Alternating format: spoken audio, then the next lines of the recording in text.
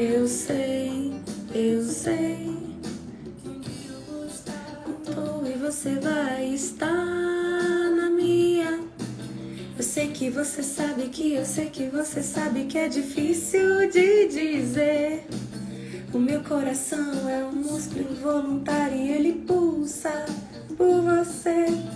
Um dia eu vou estar contigo e você vai estar na mira. Gente, o Instagram tá me boicotando, galera. Tá muito feio isso, viu? O Instagram tá me boicotando, tá feio. Ele quase não chama as pessoas. Tem muita gente que tá falando pra mim, olha, eu só tô vendo a sua live só na reta final. Eu só tô sabendo da reta final, entendeu? Tá me boicotando. Por isso que a gente precisa migrar pro YouTube, galera. Entendeu? Vou pedir pra vocês me seguirem no YouTube. Eu tô com 34 mil seguidores aqui. Eu preciso pelo menos de 1000 no YouTube. Bora lá no YouTube, faça sua inscrição no meu canal. Nós vamos começar a boicotar o Instagram. Nós é que vamos começar a boicotar. É uma verdadeira vergonha isso. Eu acho que o Instagram, ele seleciona, né? Ele seleciona ali. Se não gosta do que a pessoa tá falando, então já não compartilha com os outros. Eu já percebi isso, beleza? Mas nós somos a resistência, galera. Nós somos as resistências. O meu canal lá é Júlia Lucy. Então você acha Júlia Lucy no YouTube. Nós vamos fazer a live agora no YouTube, beleza? Continuo aqui na Marisa Monte, querida, maravilhosa. E eu estava comentando a notícia da Argentina. Veja bem, na hora que eu estava criticando o comunismo e socialismo na Argentina, eles tiraram o meu áudio. Olha só que vergonha. Que vergonha. Pois eu vou deixar claramente aqui. Sou contra socialismo, sou contra comunismo, sou capitalista e defendo a liberdade das pessoas. Quanto mais liberdade, melhor. E digo claramente, não confiem no Estado, não confiem nos políticos, confiem em vocês. E vamos ficar atentos a tudo que está acontecendo pra gente não ser enganado mais, pra gente deixar de ser otário. O meu coração. E a Argentina, o governo da Argentina obrigou as montadoras a produzirem com a força total de suas fábricas. Obrigou, não importa se vai vender, se não vai, tem que produzir, e se não produzir vai tomar multa. Regime socialista do cacete, tá lascando com o povo, tá deixando o povo cada vez mais pobre na Argentina, e a gente não pode permitir, gente. O Brasil não vai virar Argentina, o Brasil não vai virar Venezuela, o Brasil não vai virar Cuba, a gente vai continuar lutando pela liberdade nesse país, cada vez mais. Esse é o nosso compromisso, e nós estamos avançando. A gente conseguiu aprovar o homeschooling aqui no Distrito Federal, que traz liberdade para as crianças aprenderem de uma forma diferente, né? Liberdade educacional é totalmente linkado com o crescimento do país. Então a gente já conseguiu fazer isso, a gente está conseguindo destravar, reduzir leis idiotas aqui que atrapalham a vida dos empreendedores, né? Então a gente está cada vez mais na luta pela liberdade, beleza? Mesmo que eu não concorde com a opinião de outra pessoa, a pessoa tem que ser livre para expressar a opinião dela. Essa vai ser sempre a minha luta. Continuando o giro de notícias, a notícia internacional ainda. Eu tenho notícia aqui. Não é que eu tô brava hoje, porque, porra, eu tô no meio da minha live do Instagram. O Instagram tira o meu áudio. Isso é ridículo, isso é claro. Já não tá compartilhando a minha live com várias pessoas. Uma pessoa que tem 34 mil seguidores, o Instagram não tá encaminhando pra quase ninguém. Mas beleza, a gente tem canais alternativos e nós vamos crescer nesses canais alternativos. O Clarim destaca problemas com a vacina Pfizer, que admitiu que talvez seja necessária uma terceira dose de reforço para imunização. Pessoal, a Pfizer é uma vacina que precisa de 2 doses, né? E aí agora o laboratório Pfizer disse que pode ser que seja necessário a terceira dose da vacina, né? E aí, gente, eu quero comentar com vocês que qualquer vacina, Coronavac, AstraZeneca, da Pfizer, a Sputnik, qualquer dessas vacinas, nós estamos falando de um medicamento que é novo, né? E ele ainda está sendo estudado e, consequentemente, as pessoas ainda estão tendo reações a essas vacinas também. E vocês sabem que teve gente que já, mesmo após a segunda dose, se contaminou com a doença, ficou doente e morreu, né? Então é bom a gente esclarecer que a vacina, ela não é infalível, ela não tem, nenhuma delas tem uma eficácia de 100%. Mesmo após a segunda dose, a pessoa pode se contaminar e, se contaminando, ela pode desenvolver ainda uma doença grave, né? Podendo virar óbito. Mas essas vacinas, elas têm o objetivo de reduzir a chance de a pessoa ter um quadro agravado da doença, né? Portanto, a vacina, ela funciona para o indivíduo que tomou, né? E por funcionar para o indivíduo que tomou, é que não existe lógica no argumento coletivista de que a vacina deve ser obrigatória. A vacina não deve ser obrigatória, certo? A vacina deve ser disponibilizada às pessoas, e aquelas pessoas que queiram devem ter o direito de tomar. Mas ninguém deve ser obrigado a tomar vacina, e muito menos alguém deve ser tolhido dos seus direitos como cidadãos porque decidiu não tomar vacina, né? Vocês viram que foi aprovada aqui na Câmara Legislativa do Distrito Federal uma lei de autoria do Chico Vigilante, do PT. Travou de novo? Vocês estão me escutando, gente? Vocês estão me escutando? Fala aí pra mim, por favor. Foi aprovada uma lei na Câmara Legislativa, né? De autoria do... Vocês estão escutando? Maravilha. De autoria do deputado Chico Vigilante, que é do PT, obrigando as pessoas a tomarem a vacina. E caso elas não tomem a vacina, no caso das crianças, as crianças não podem ser matriculadas nas escolas públicas. No caso dos idosos, os idosos não podem ter acesso aos benefícios sociais.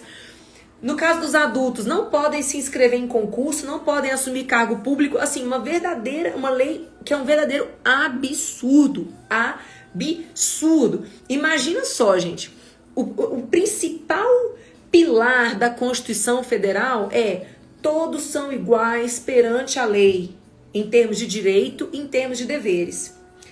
Quando você diz que a pessoa só vai ter acesso a serviços públicos se ela se vacinar, você claramente fez uma diferença entre os cidadãos. Você separou vacinados e não vacinados, né? E aí você acabaria dando um tratamento proibido do ponto de vista constitucional, porque você não pode tratar as pessoas de uma forma diferente, né? Então, assim, é uma lei absurda. Eu votei contra no primeiro turno. No segundo turno, a gente quase conseguiu derrotar a lei, né? Foram 9 votos contra 8. Por um voto, a lei passou na Câmara Legislativa, mas hoje nós estamos fazendo um lobby junto ao governo do Distrito Federal para que vete essa lei. Porque nesse momento, há sim muitas pessoas que ainda não se sentem seguras para tomar a vacina. Há milhares estão aí lutando para conseguirem tomar a vacina, e há poucas que ainda não querem tomar, né? E essas poucas não tem que ser obrigatória, não tem que ser obrigadas a tomar a vacina, né? Continuando aqui, portanto, a Pfizer então admite que pode ser necessário a terceira dose para a vacina fazer o efeito desejado, né? BBC, notícia direta agora de Londres. Os preparativos para o enterro do príncipe Philip, que terá seus 4 filhos carregando o caixão. E fala também da polêmica chegada do príncipe Harry, que ficou queimado com os ingleses depois de se mudar para os Estados Unidos com Meghan. E dar uma polêmica entrevista para Oprah falando sobre possíveis atitudes racistas da corte britânica. Gente, vocês sabem que a corte britânica é assim... É a novela da humanidade, né? O mundo inteiro quer saber o que acontece na corte britânica. Eu, particularmente, gosto muito, me interesso bastante pelas notícias que vêm de lá também, porque, sei lá, não é porque a gente cresce com a ideia de conto de fada, de princesa, não sei o que. Mas ali é monarquia ainda, tem princesa, tem príncipe, tem rei.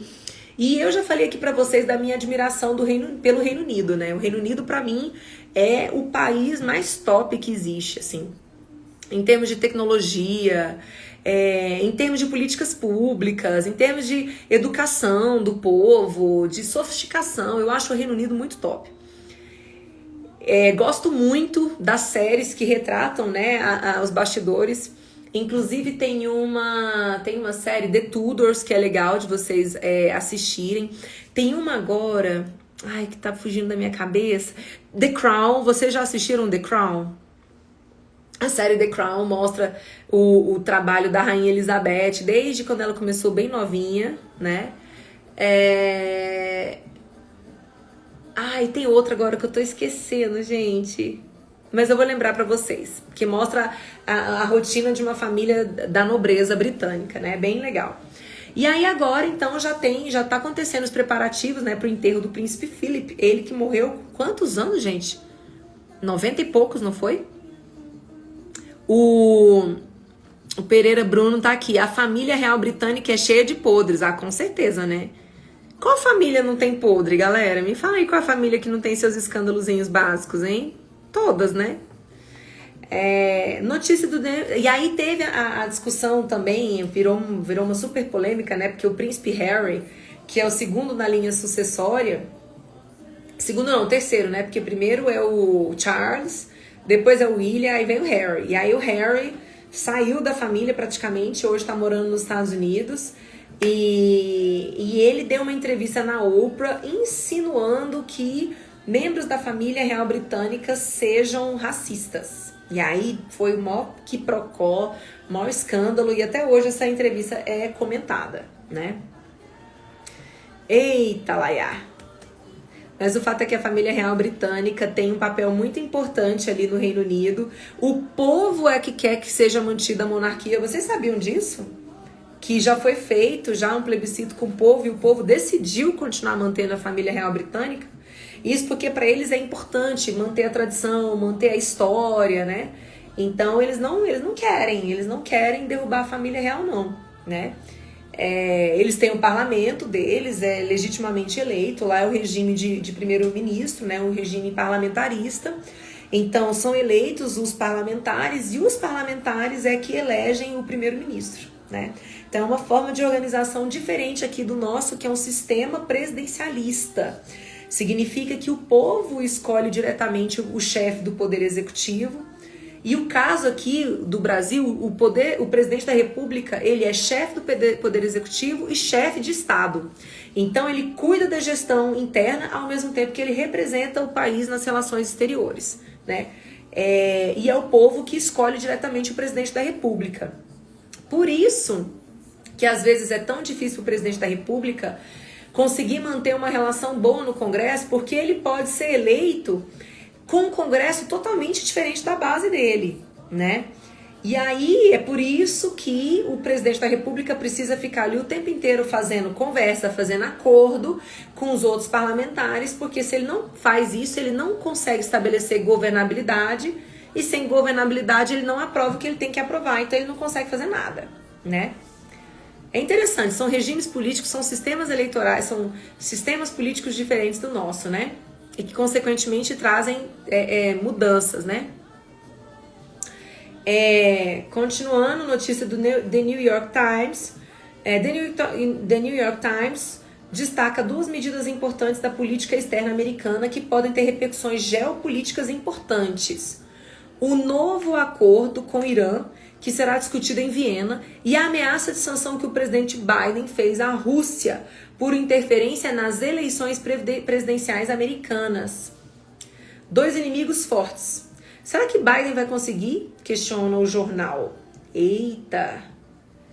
Então o Biden vai tentar fazer um novo acordo nuclear com o Irã. Isso aí que já vem sendo tentado há um bom tempo, né, gente? Essa polêmica de sempre, né? Se o Irã pode ter uma base nuclear, se ele pode fazer teste ou não.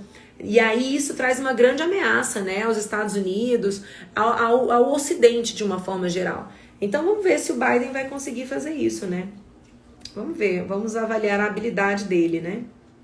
Voltando aqui para o Brasil, pessoal, notícia do Época Negócios. Eita, uma notícia complicada para nós, viu, gente? O governo fixa meta de déficit primário em 170 bilhões para 2022 em projetos da LDO. O que é LDO? Lei de Diretrizes Orçamentárias. Você precisa primeiro aprovar a LDO para depois você aprovar a LOA, que é a Lei Orçamentária Anual, né? E é na LDO que você coloca a sua estimativa de receita e o quantitativo de despesa que você vai ter. E também você coloca outros indicadores, como, por exemplo, a dívida do déficit primário. O que é déficit primário, gente? Déficit primário nada mais é do que a diferença entre receita e despesa. Então, veja bem que a previsão de déficit primário da LDO para o ano que vem é de 170 bilhões de reais. Meu Deus do céu. 170 bilhões de reais é muita grana, né, gente? Até a gente conseguir organizar as nossas contas, até a gente conseguir ter uma saúde fiscal confiável, vai ser muito trabalho. Vai ser muito trabalho.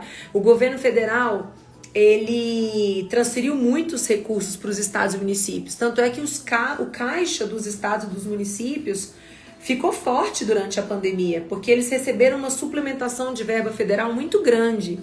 E, para poder bancar isso, o governo federal se endividou, né? E aí tá aí as consequências, né? A dívida supera a diferença entre receita e despesa, né? É de 170 bilhões negativos, né? Notícia ainda de economia, uma notícia da Infomoney. Governo projeta salário mínimo de R$ 1.147 em 2022. Vocês sabem que o salário mínimo ele é reajustado todos os anos, né? Será o terceiro ano seguido de reposição do poder de compra apenas pela inflação medida pelo Índice Nacional de Preços ao Consumidor, o INPC.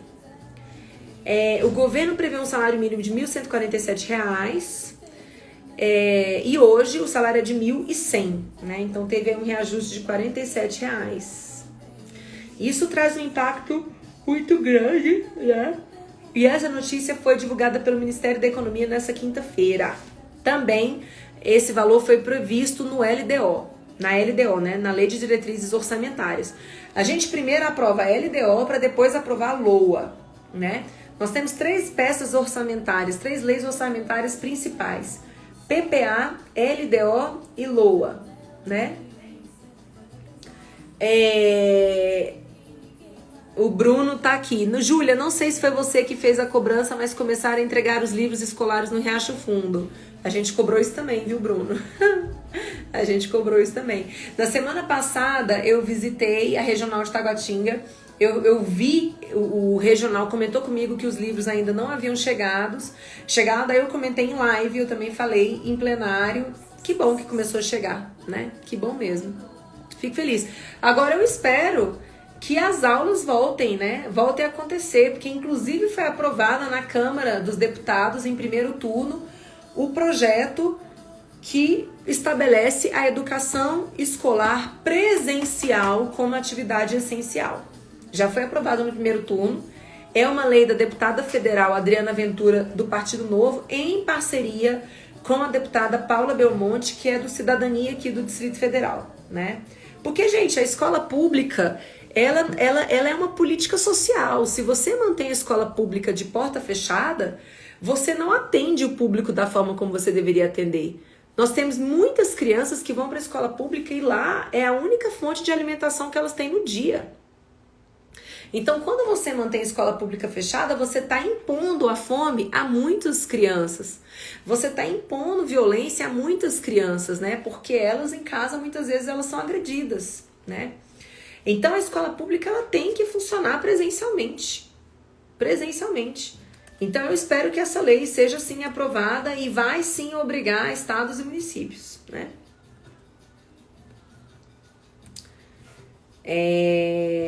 Notícia do Globo, do G1, né? Vacinação de pessoas de 64 e 65 anos contra a Covid começa no sábado aqui no Distrito Federal, né? Então, a Secretaria de Saúde do Distrito Federal já tem doses para pessoas de 64 e 65 anos.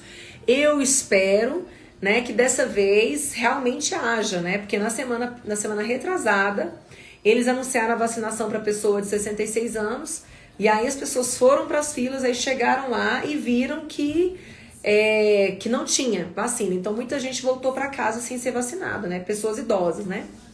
Então eu espero que dessa vez esse anúncio seja real e as pessoas convocadas, elas efetivamente tenham acesso à vacina, né? Voltando aqui, pessoal, vamos comentar que a treta do dia é a decisão 8-3 no Supremo Tribunal Federal, anulando o processo que condenou o presidente Lula, ex-presidente Lula. Isso, na prática, faz com que ele tenha novamente os direitos políticos dele à disposição e que ele possa, e ele vai poder concorrer às eleições do ano que vem. Já tá dado, galera. Já tá dado. Quem vai concorrer ano que vem, um dos candidatos já sabidos é o Lula, né? É o Lula. Gente, o Haddad deve estar muito puto agora, né? Nesse caso, o Haddad, então, vai concorrer a quê? Ele deve concorrer ao governo de São Paulo, né? Deve ser. O Haddad deve concorrer ao governo lá de São Paulo. A Dilma deve concorrer de novo, será, galera? Depois da taca que ela tomou lá, né, em Minas Gerais, tentou ser senadora, não conseguiu. Graças a Deus. E aí, ano que vem, a gente vai ter essa disputa que vai ser acirrada, né? Lula concorrendo novamente, e vocês vão ver que ele já vai começar a fazer a campanha agora. Ele já vai começar a rodar o Brasil todo com as lorotas e mentiras clássicas dele de sempre, né? Então ele vai tentar resgatar a popularidade dele, ele vai tentar dar uma de inocente, mas vamos lembrar que o processo dele foi anulado por um questionamento de foro, por um questionamento formal do processo, por uma questão processual. As provas que foram ali apresentadas, os milhares de depoimentos que foram apresentados, eles vão ser reanalisados no novo processo que vai ser aberto, né? Mas para nós sabemos que aquelas provas ali são válidas, devem ser consideradas ainda, portanto, ele é sim bandido e ele deveria sim estar na cadeia. Se a gente fosse um país sério, não teríamos perdido tanto tempo discutindo um processo. Essa questão do foro já havia sido analisada, inclusive no STJ, né? E agora, em sede de habeas corpus, foi novamente questionada e foi deferida. Estranho, né? Estranho, né? Justamente agora. O José Reinaldo tá me perguntando aqui: Romeu Zema é o melhor nome do Partido Novo para a presidência? Eu acho. A opinião da Júlia Luci é que sim. O Zema, com certeza, é o melhor nome para disputar. Só que aí a gente entra numa questão importante. Assim, o Zema é um grande nome para reeleição no governo de Minas Gerais. Ele vem fazendo um belíssimo trabalho à frente da gestão do Estado, né? E é uma pessoa muito respeitada, considerado equilibrado, né? Consegue dialogar com os parlamentares, né? Com uma equipe muito técnica nas secretarias dele, conseguiu reduzir despesa de pessoal, por exemplo. Então, eu acho que seria o melhor nome, mas eu não sei se ele vai não querer, né? Se ele não vai querer concorrer à eleição em Minas Gerais, não sei, né? Aí o Zé Maia tá aqui. E você, governo ou Senado? Nossa, tá falando pra beber água. Ok, vou beber água aqui. Governo ou Senado, só tem essas duas opções, Zé Maia? Eu não posso pensar em reeleição não para distrital. Eu ainda não decidi minha vida, gente. Porque a gente tem que levar em consideração uma série de fatores, né? Uma série de fatores. Eu preciso analisar a nominata do meu partido, que são os candidatos que vão concorrer, enfim. O Zé Maia tá falando, sim, você pode pensar em reeleição. O Edson Charles, sim. O Beto, voto novamente. Obrigada, meu querido, pelo voto de confiança, que bom que você tá falando. Rodrigo Caio, tem a Câmara Federal também aí, uai. Tem Câmara Federal também, a gente pode pensar nisso, né? A Rilane, ai gente, vocês são muito queridos. Distrital é muito pouco para tanto talento e preparo. Obrigada, minha querida. G. Castro, meu voto é seu. Muito obrigada, muito obrigada. Zé Maia, tá pequeno para você, sério mesmo, a gente precisa de você lá. Eita, galera! Poxa, eu fico muito feliz com isso aqui, com a opinião de vocês que vocês estão me falando. E eu peço a ajuda de vocês a partir de agora. Compartilha minha live com seus amigos.